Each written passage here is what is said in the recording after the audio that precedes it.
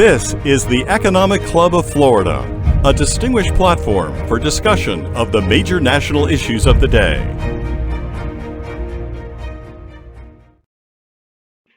Good afternoon, and welcome to the 535th in our series of Distinguished Speaker programs.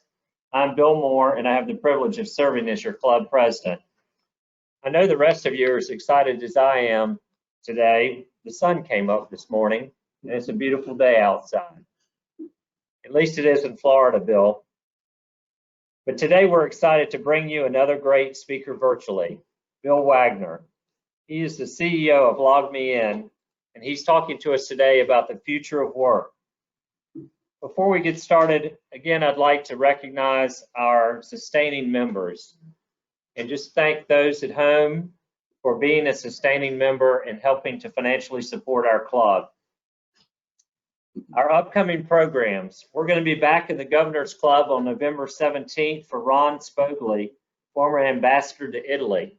The program will be held in person and offered virtually. At that meeting, we will present the Stan Tate Award to Marjorie Turnbull. For those who are going to attend in person, please be seated at the Governor's Club by 11:30 so you can be served and finish lunch by the start of the program at noon for all the virtual attendees. I want to thank the club members who took time to respond to our survey. We had a good response, and we're currently tabulating those results to review at an upcoming executive committee meeting and make determinations about our December programming. So stay tuned for your email blast about our December programming. Some members have already submitted questions online for our program today, but you may ask questions using the chat function on your monitor. I think y'all should be familiar with that by now. I want to introduce now our club vice president and board member, John Bradley. John is Senior Investment Officer at Florida State Board of Administration. John is responsible for securing our distinguished speaker today and will now introduce our speaker.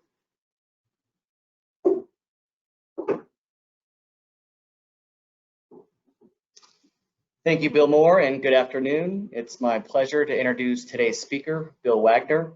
Bill is President and Chief Executive Officer of LogMeIn, a provider of software as a service and cloud-based remote work tools, including GoToMeeting and GoToWebinar, the platform our Economic Club is using since going virtual in May. Appointed CEO in 2015, Bill Wagner leads LogMeIn's long-term market strategy and day-to-day operations while guiding the company's vision for an increasingly connected world. He joined the company in 2013, serving as LogMeIn's first ever Chief Operating Officer, and played a key role in the company's rapid growth and expansion to become one of the world's preeminent software as a service providers. A cloud and technology industry veteran, Bill was previously Chief Operating Officer at Vocus, a cloud marketing software company, where he led the sales, marketing, and services organizations. Prior to that, Bill held several executive leadership roles, including Chief Marketing Officer at Vocus and Chief Marketing Officer at FiberLink, a leading enterprise mobile device management company, which was acquired by IBM. Bill lives in the greater Boston area and holds a BA in history from Lafayette College and an MBA from the Wharton School of Business. Let us welcome Bill Wagner, President and CEO of LogMeIn. Welcome, Bill. Thank you, John, for that invitation, and thank you and Bill for inviting me, and I appreciate the Economic Club of Florida for hosting me today to talk about something that I think is on everyone's mind and very topical, given the world we're living in today. And I think hopefully I'm bringing a unique perspective in discussing the future of work, and that's because really for three reasons. First is, like everyone on this call, I'm leading a business, and I had to act and react pretty quickly in the March time period to the circumstances we were facing, all the uncertainty, thinking about employee welfare, thinking about business continuity, and making sure our customers were cared for. So like all of you, I faced those challenges and have continued to face those as we work through the year. The second reason that I think my perspective may be a little bit different is I'm the CEO of a company that saw as much as a 400% increase in usage of our products virtually overnight. And I'll talk about that, but that put a tremendous strain on both our infrastructure and our employees. And that was something that I had to deal with. And then the third thing was, as a company that makes software that enables remote work, I had a bird's eye view of how companies were adapting to the environment that was thrust upon us by the unfortunate COVID pandemic. And I got to see some organizations that were able to make that transition to remote work seamlessly. And I saw other organizations that were frankly caught a little flat-footed. So it's those perspectives, hopefully, that I'll bring to the conversation today. And I will talk a little bit about where we were. I'll begin by talking about where LogMeIn was, just ground us in where we were as a company prior to the March timetable. And but then I'll spend the bulk of our time today talking about the journey we've been on over the last 7, 8, 9 months, from how we reacted or acted in those first several months, how we then stepped back and assessed what we were doing and looking at what the data was telling us about where the market was going. And then lastly, talk a little bit about where we're going in the future. And we've put a lot of time into this as an organization. We've kind of declared that we're moving to a remote-centric workforce. And I'd love to share the rationale behind that. And not to say it's right for everyone, but we've done some interesting work and gathered some interesting data that hopefully will help inform the folks on the call this morning or this afternoon as you contemplate some of these same issues yourselves. So with that, let me go ahead and dive right in and just briefly mention a little bit about who LogMeIn is. One slide about us as a company. We were founded in 2003. We are, I think, now the 7th largest SaaS company in the world. We have about 4,000 employees, about 1.3 billion in revenue. I joined 7 years ago, as John mentioned, and we were only about 140 million in revenue. So we've seen a lot of growth over the last 7 years. We have users. We have about 30 million users around the world, and about 190 countries we operate in. But we have employees in about 20 different countries. And at the core, what our software does is enables employees and businesses to conduct their business from anywhere, from any device at any time. And that's always what we've been about. The pre-millennial workforce, millennials make up at LogMeIn make up about 65% of our workforce. And again, they come with a different set of expectations than others.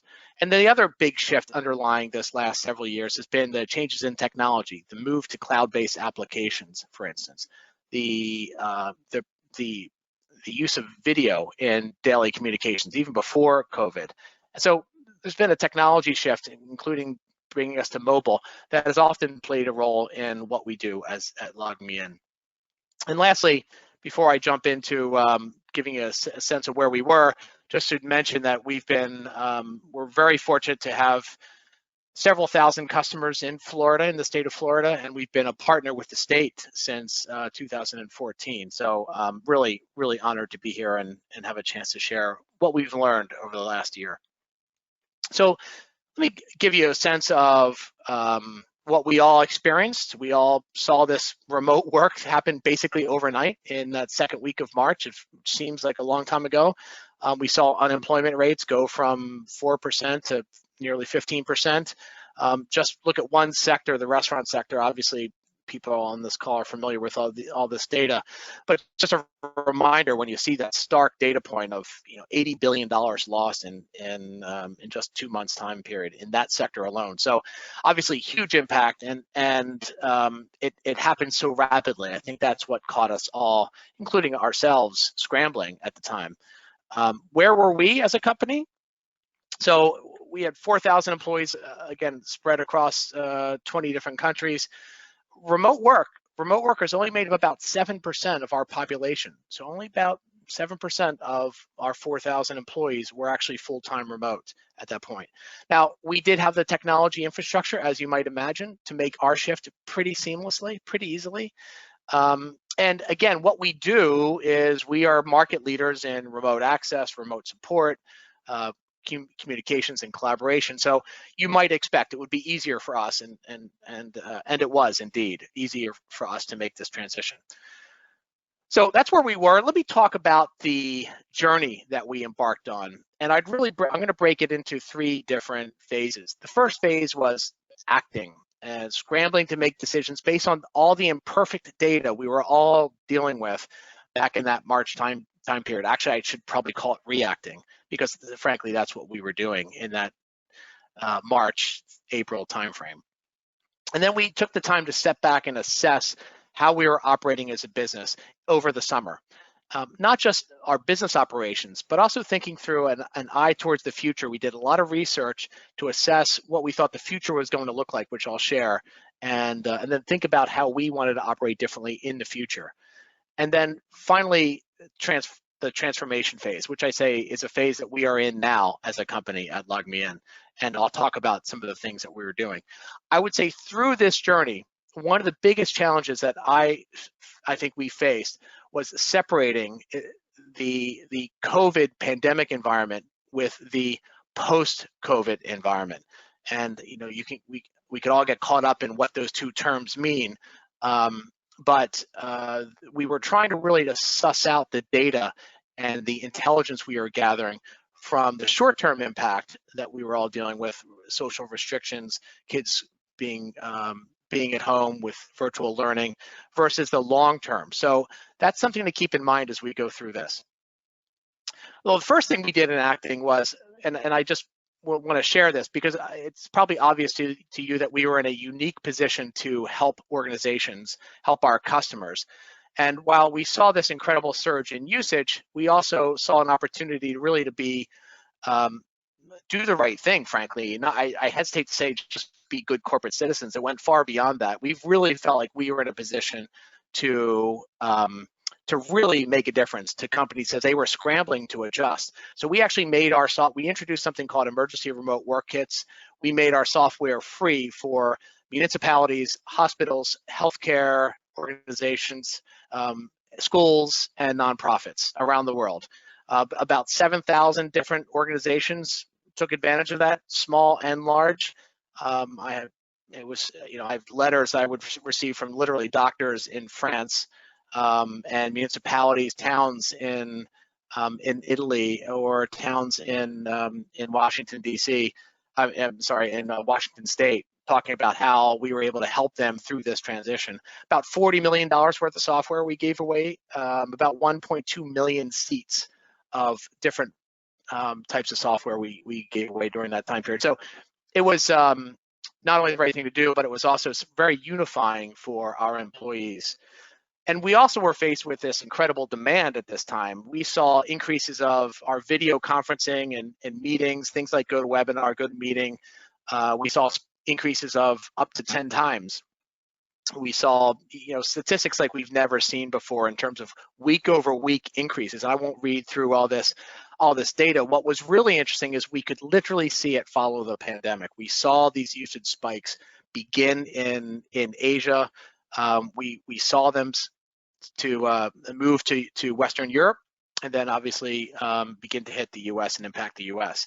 So we could literally watch our network and infrastructure being tested with volumes that we had never imagined, that were literally changing overnight. So sometimes we would see 50% increases day over day, and adjusting for that on the fly, making sure we're keeping our customers safe, making sure we're meeting performance demands was really an incredible time. So don't care to actually go back to that, but we were scrambling a little bit, and very proud of how the team reacted. But like you, we were also thinking not just of the business continuity aspect, but employee health and safety clearly was front and center, how we were helping our employees adapt. What we did, we shifted on the second week of March, we shifted our global workforce to 100% remote. Now we've since extended that. At the time, we thought that might be 2 months. We've now extended that through April of next year. That's something we can talk about in Q&A, how we've reached that decision. I'm sure many of you have struggled with that same decision. We certainly have increased and rethought communications, and specifically communications coming from me, to make sure that our employees who are now remote felt connected to the company. And it was a really important aspect of what we did during this initial time period.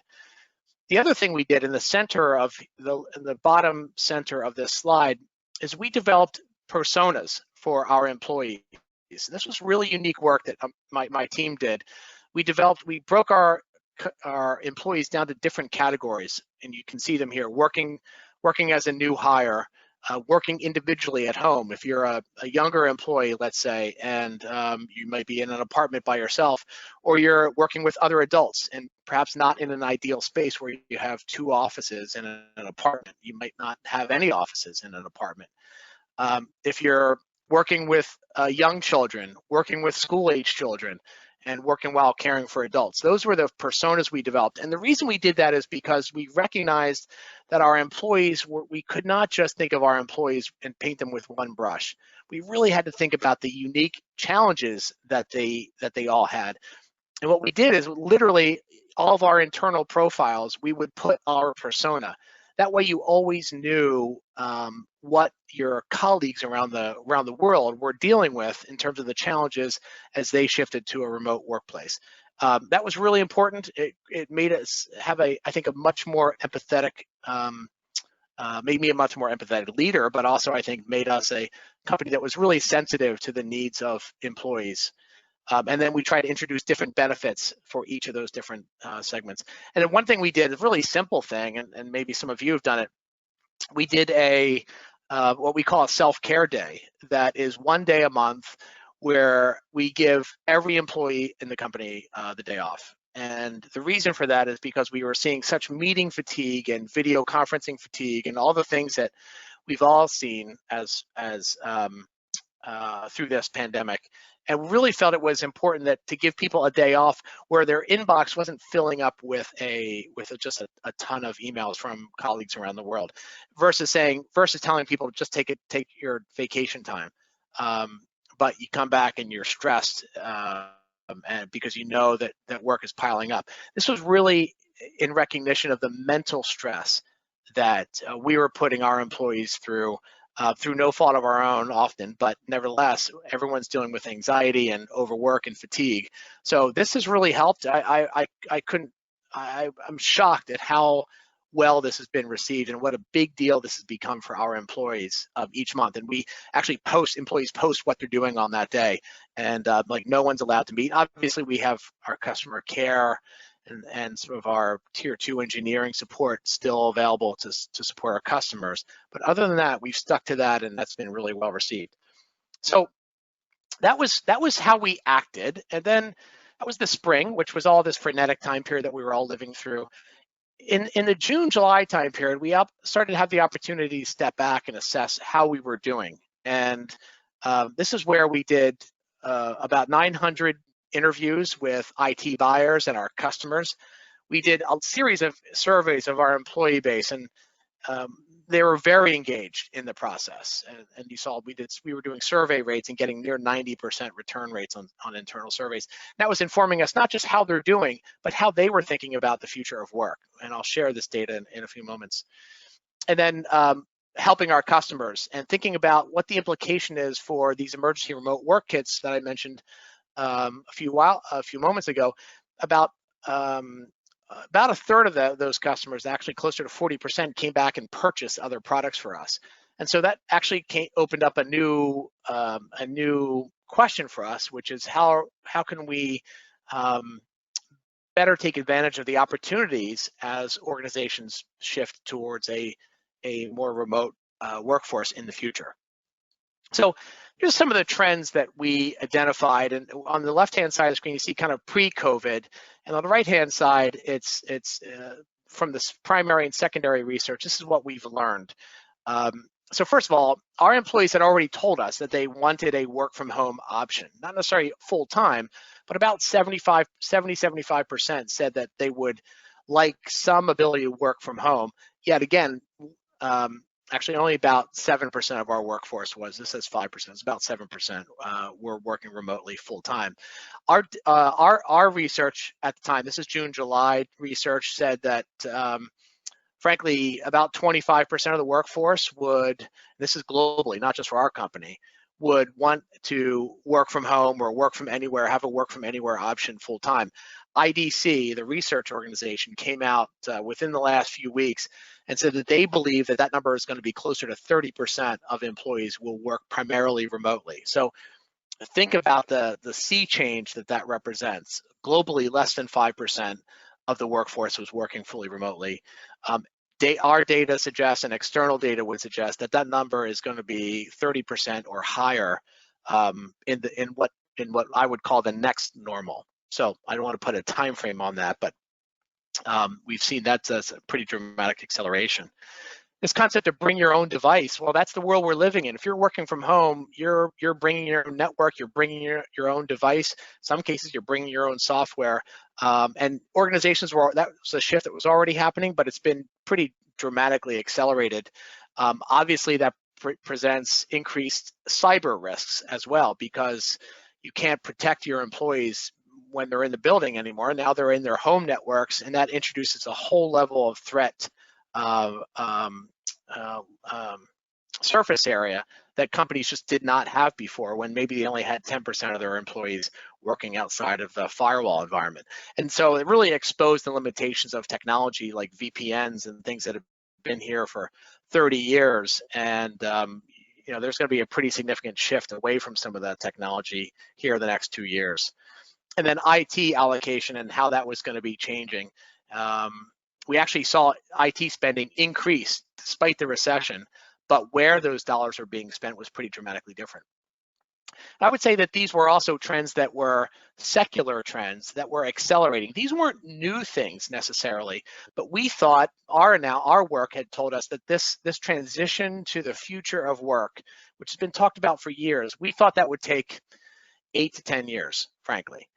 We thought the technology was there, but you still had this mindset of, when people equated, myself included, often thought of remote work, you thought of people working in their bathrobes and on their mobile phone and watching something on TV and drinking coffee. And I think we've all learned that's not the case. So that mindset probably is as important a change as any of the physical things that we've seen change. A couple other things that we know, data has pointed out, a lot of cost savings from remote work. I've shared some data here. It is astounding, potentially, what a incredible shift this could mean in terms of companies, how they think about expenses and where they spend their dollars. We'll talk a little bit about that later. Real estate, obviously, being one of the most prominent.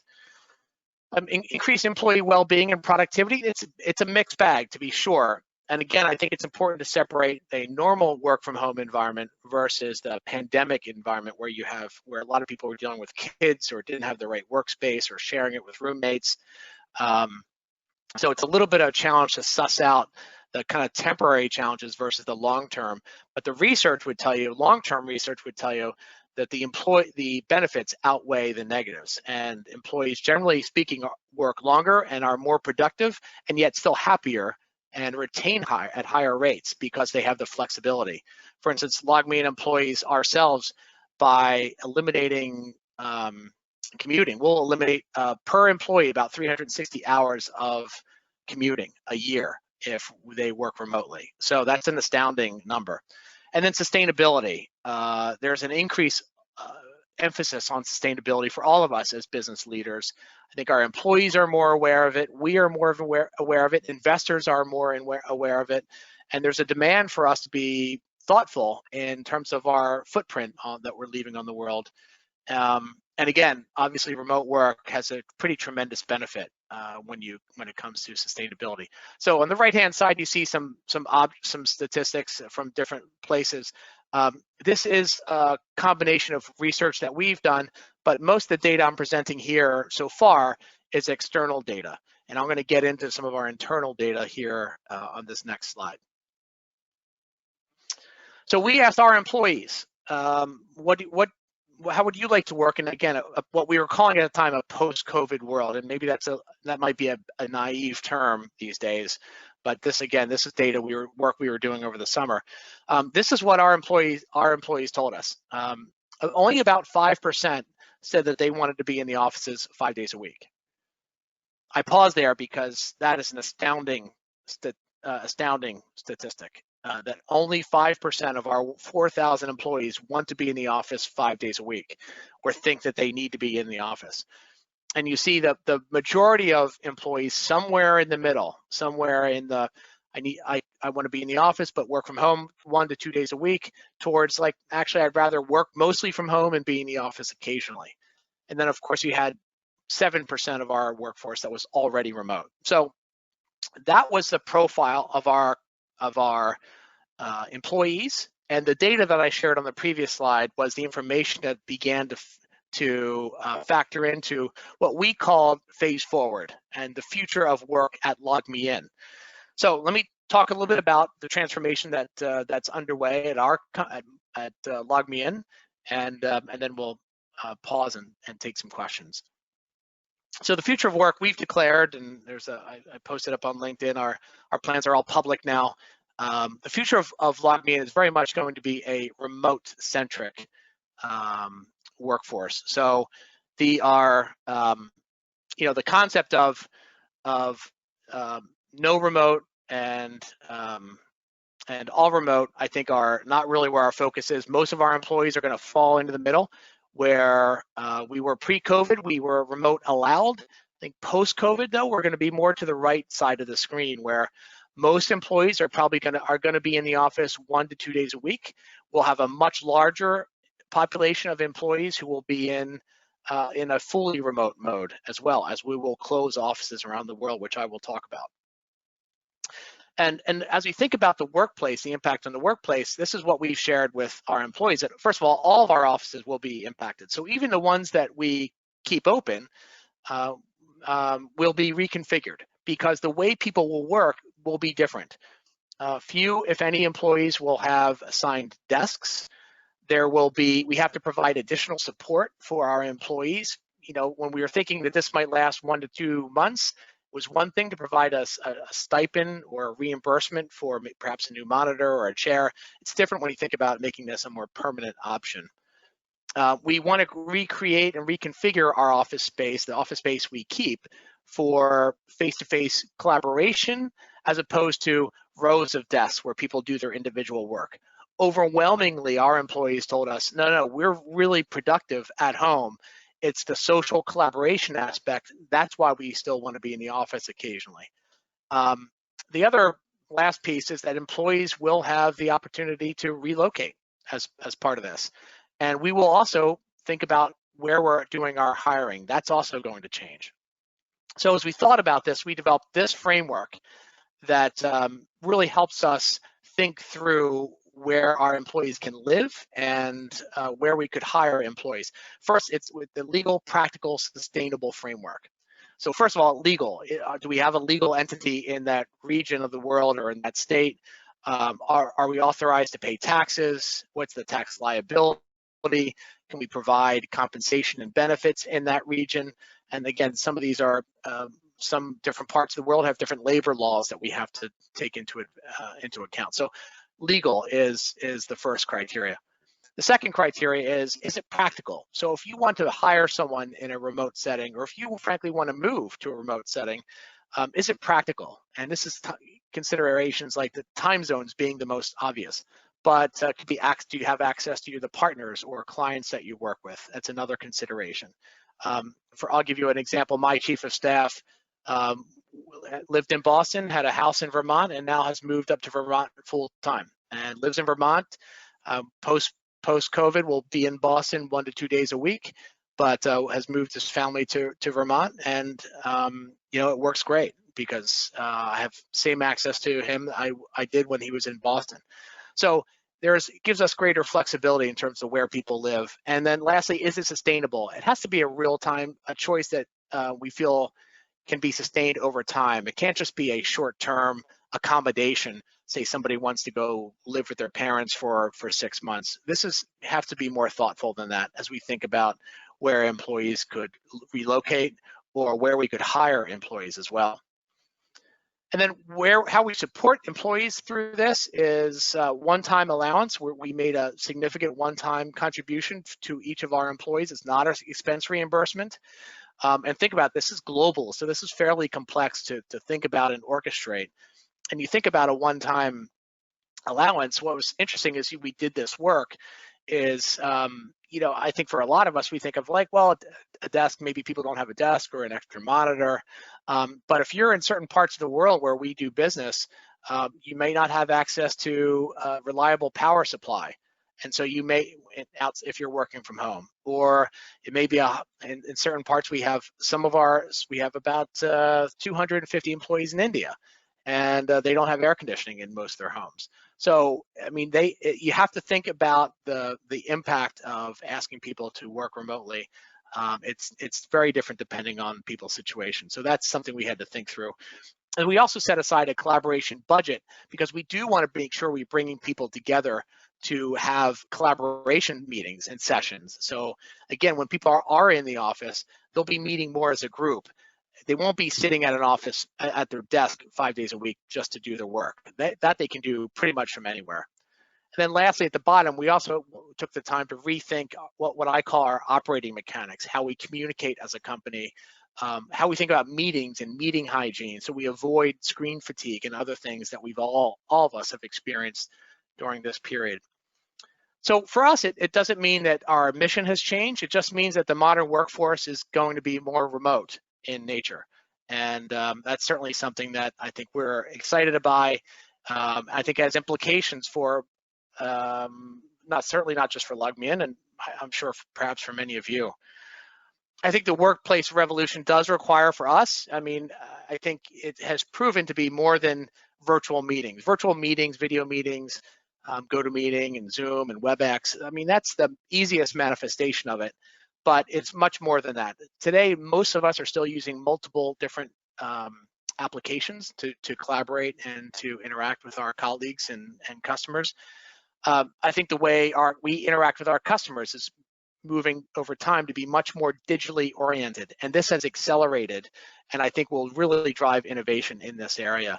The third box, of course, is IT support. If people are working more remotely, they can't just walk down to their IT desk and get their computer fixed. So thinking about how you're supporting a remote workforce is, from a technology perspective, is important.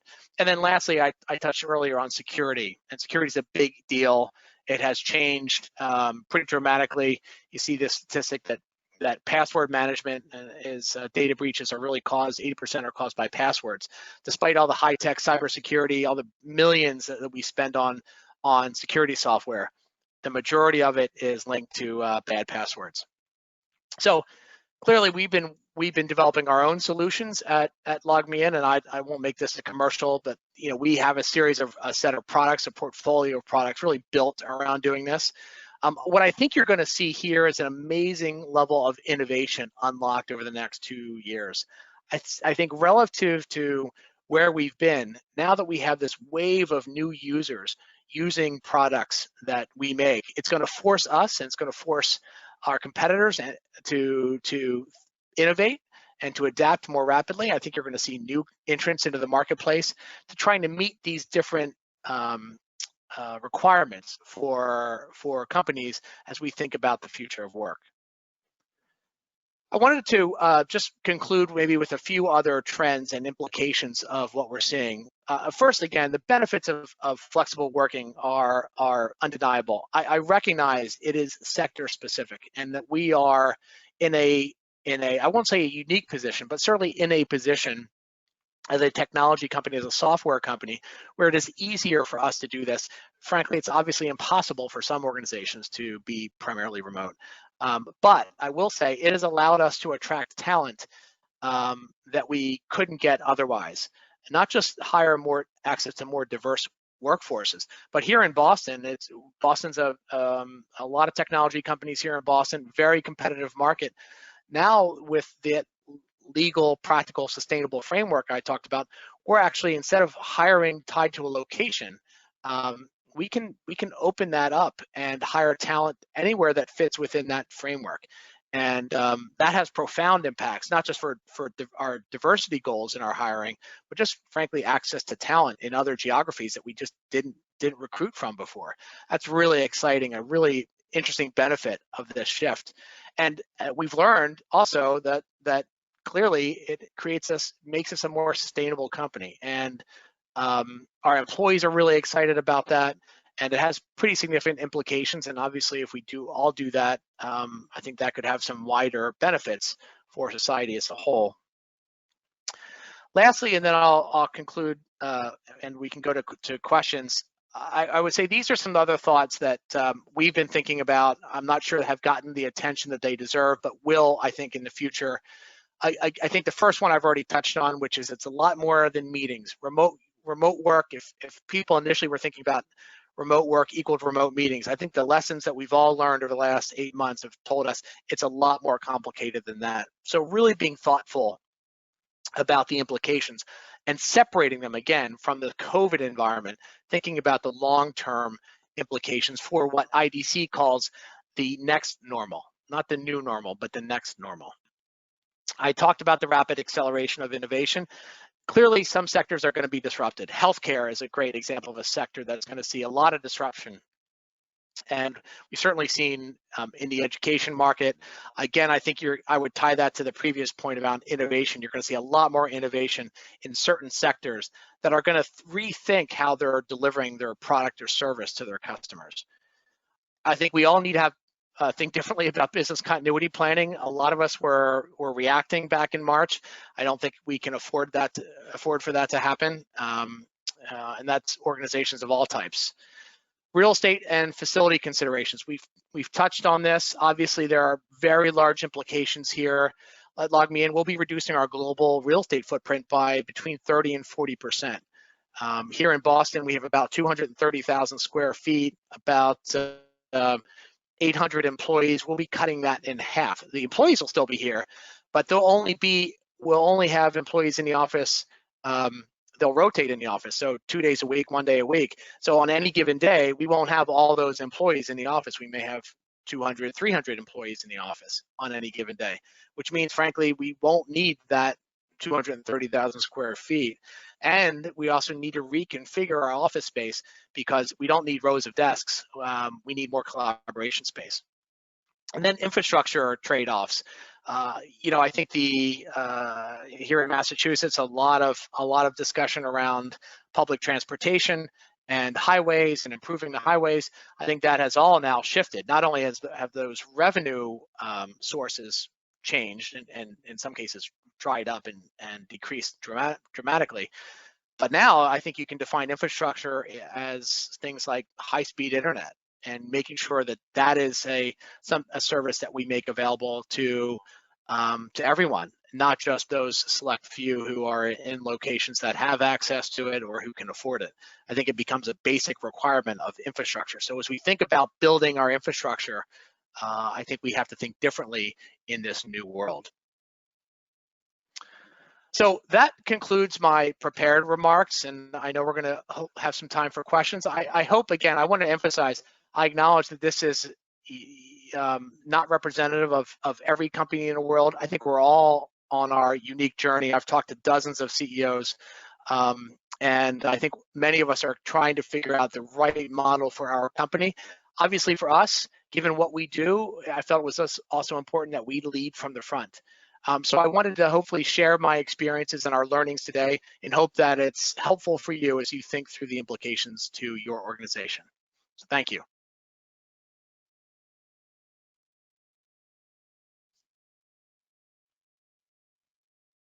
Thank you, Bill, for a great presentation and sharing your experience with us today. As you mentioned, we're now going to move into the Q&A portion of our meeting and take a few questions from our members. And so I'll start us off with the first question, maybe touching on the point you left us on. So technology infrastructure. Is the technology infrastructure of the U.S. ready for a more permanent shift to a remote workforce? And do you think most businesses in the U.S. are ready for that shift? No, I don't, frankly. I think again, most organizations were scrambling in the springtime, and I think now are stepping back, and the data from industry analysts would say now organizations and IT organizations are rethinking where they spend. I would also suggest that we should be rethinking how we operate our business in a setting which is more likely than not to be increasingly remote. I don't think we're going to be at a time forever where none of us are going to be in the office. We're going to be back in the office. We're going to be traveling again at some point. But I do think there's long-term opportunity for us to reimagine how we operate as a business. The technology itself is relatively simple. The hard part for us as we've gone through our journey is thinking through the human element of all this. But back to your question, I think things like 5G, ubiquitous 5G, holds great promise for us. But we're still years away from that being implemented on anything other than a mobile phone. So and I know speaking in with CEOs and peers in different communities, there are some underrepresented communities where, frankly, the infrastructure is really tilted against certain populations, and that's going to have to get corrected. And I think that's something that municipalities are really going to have to think through going forward. Thank you, Bill. Next question. You've talked a few times about real estate, and it appears that commercial real estate will likely experience a negative impact as companies shift to a remote workforce. You've mentioned your square footage will likely decrease. How have you thought of the square footage you keep, just in terms of the function of it? So obviously, I imagine not every employee will have an office. How do you plan on managing the function of the office that you do keep?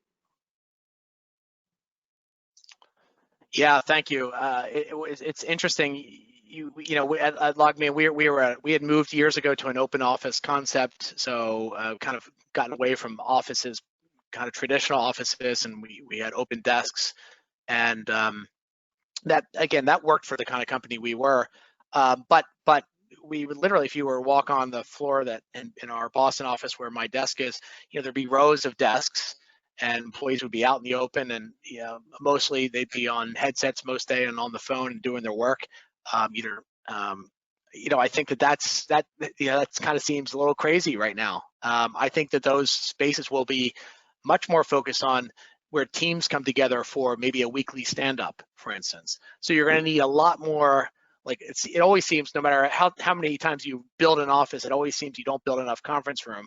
I think the expectations there are going to be completely elevated. We're going to need more collaboration space, and kind of the concept, for at least for us, of rows of desks where you go permanently every day coming in the office. I don't think that will exist. So what will happen is different teams for us have different days they'll be in the office, and so you'll be in the office, you'll be in an area with your team. There will be a lot of collaboration space around it, so you can do team meetings, but you won't go to the office to sit at your desk and just do your job. Our employees have certainly overwhelmingly said we can be just as productive or more productive working at home. So the kind of concept of a static office environment is certainly going to change. Thanks, Bill. So here's a question from one of our members, Sherry Rainey. In what ways have you seen remote meetings evolve? Well, certainly the use of video, Sherry, is something I think all of us have experienced, and we've seen video meetings for us. A GoToMeeting, a product like GoToMeeting, we would see about 10 to 15% usage of video during meetings for our products, globally speaking. Some geographic differences. Now we see that percentage over 50%. So more than half participants are using video as part of the meeting. Certainly that's been a portion of it. However, I still think we are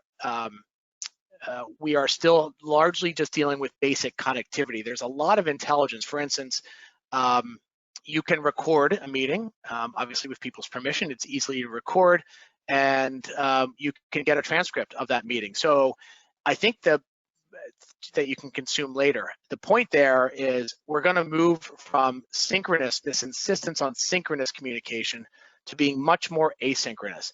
Consume it on your own time. So when we have meetings, for instance, we can record the meetings, have a transcript of the meetings. I can search that transcript, go right to the part of the meeting that I care about as CEO, listen and observe the meeting, watch the data that was shared. I don't have to sit for 2 hours in a meeting if I don't want to, and I can do that when I have time, not according to someone else's schedule. That asynchronous communication, that's something I've heard more and more about from others as I talk to. I think that's one of the biggest things we can do to reimagine meetings. Thank you. It appears, at least initially, as if some jobs, some functions within businesses might be more productive in a remote work environment, while others might not be. How has this been your experience, and how do you identify and decide who goes to work remotely and who actually comes into the office physically? Well, yeah, first of all, I would just say, obviously there are sectors, service economy sectors, where this may not work at all. So, let's put those aside for a second. And again, it's careful to point out it's not for everyone. At LogMeIn, it's been we're a software company. It's a very small audience of people who have to be in the office. And I remember we were talking about the future of work last year as a team. This is pre-COVID. And I remember our sales leadership, our sales organization was violently against adopting a more remote-centric workplace. They're like, no, our sales teams have to be together. They have to be feeding off the energy of everyone. And we've turned, and that's proven to be like totally false narrative, totally false and disproven. The only functions that we've really seen, there are some technology-related functions. For instance, we have people who are testing our software on different products in a labs environment. We have obviously facilities staff that have to be in the office, but by and large, we've been able to adapt all the other functional areas of the business to a fully remote environment. So for us, again, just speaking for us, it's a very small portion of the population that has to be in the office 5 days a week. And in terms of how people think about operating on a permanent basis, I'd go back to that legal, practical, sustainable framework that I shared. That's really, we put that in place to help guide managers and frankly the whole company for thinking about how people would work, where they need to come to the office, and kind of slotting themselves into the right setting. And I think we have time for one more question. So as you and as LogMeIn has begun the transition to a remote workforce, are there any challenges that have surprised you, something that you might not have expected to be an issue? I frankly probably don't think we have enough time to talk about all the things that have surprised me or that we've learned through this process. One example, I was talking to someone this morning. I gave the example where our sales teams were kind of revolting at the idea, and it turns out they fully embraced it. On the other hand, our engineering teams, who most of us had assumed would have no problem, they're the ones who kind of missed the social aspects because it was really the ones kind of the social channel or outlet that they had. So that was a bit of a surprise for us. I certainly think that I had never as a leader thought through the different challenges that people would have as they shifted to a more permanent remote working environment, especially during COVID. So again, it's made us much more empathetic and forced us to be, I think, much more humanizing. Me as a leader, I think a much more empathetic leader. So that was a big learning for me that I would share. And then again, how you operate, lastly, how we would operate remotely. I think at first we're just overwhelmed with a wall of video meetings all day.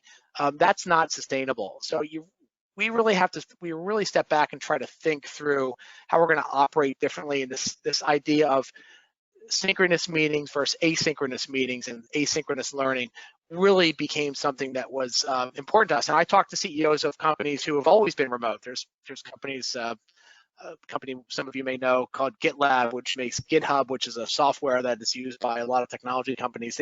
They were founded as a remote company. I talked to their CEO and to try to understand what their learnings were over time. And so there's still a lot for us to explore. To the social aspect, I think, is something we're still working through, and how we make sure we preserve that aspect of our culture. But overwhelmingly, we think we've charted out a course that's right for us, and we're pretty excited about where we're going. Thank you, Bill. On behalf of the board of directors and our membership, I'd like to thank you for taking time this afternoon to talk to us about a very timely topic. I I was just thinking during your presentation about how we've evolved over these last few months. Fortunately, I work for a company that had a business continuity plan that we put in place, and our president actually talked about that yesterday in a management team, and how effective we were in moving to a remote environment. And as I finished up a meeting right before this with my church, I looked at the group of people. It was a foundation meeting, and how well we were all interacting together in a remote environment. And so we've evolved a lot, and we were forced to, and this may be a while before we go back, but I don't think we'll go back to normal like you just outlined. I want to remind our membership that our next program will be November 17th. That's a Tuesday. That will be in person. That's Ron Spogli, former ambassador to Italy, and we look forward to seeing y'all then. And thanks again, Bill. Have a great day.